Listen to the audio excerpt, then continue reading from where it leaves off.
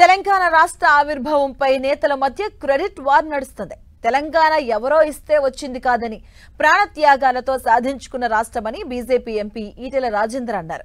అటు తెలంగాణ ప్రజల కోసం పదవులను త్యాగం చేసి రాష్ట్రం కోసం కేసీఆర్ పోరాడారని మాజీ మంత్రి హరీష్ రావు అన్నారు. తెలంగాణ నినాదం ఎవరు సొత్తు కాదని, అలా అనుకుంటే వాళ్ళ మూర్ఖత్వమేమని మంత్రి శ్రీధర్ బాబు అన్నారు.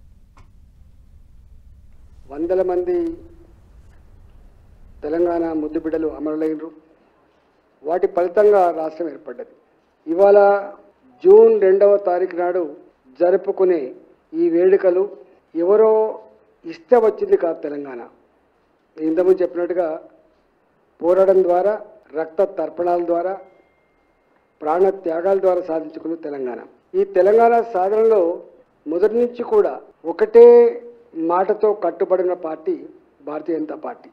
బీఆర్ఎస్ఏ లేకపోతే, కేసీఆర్ఏ లేకపోతే 14 ఏళ్ళు ఈ పోరాటాన్ని కొనసాగించుండకపోతే, ఆమన్న నిరాహార దీక్ష పట్టుండకపోతే ఇవాళ తెలంగాణ వచ్చినా ఒక్కసారి గుండె మీద చేసుకొని ఆలోచించాలనుకుంటా ఉన్నా.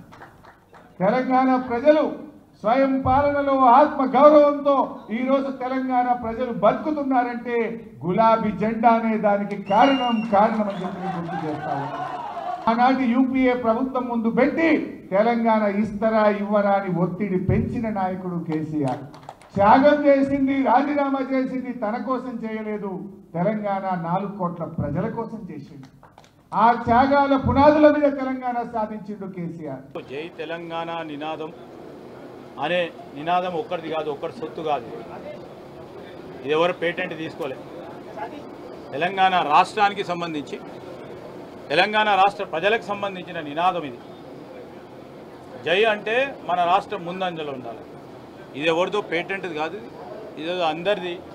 ప్రతి ఒక్క వారు ఈరోజు అన్ని పార్టీలకు సంబంధించిన వారు అందరు నినాదంగా తీసుకొస్తారు. ఏదో ఒక పార్టీ నినాదంగా తీసుకుపోయి పేటెంట్ చేస్తూ వారు ఒక్కరే ఈరోజు మాట్లాడిన అనే ఆలోచన చేస్తున్న వారికి ప్రజలందరూ కూడా చూస్తూ ఉన్నారు.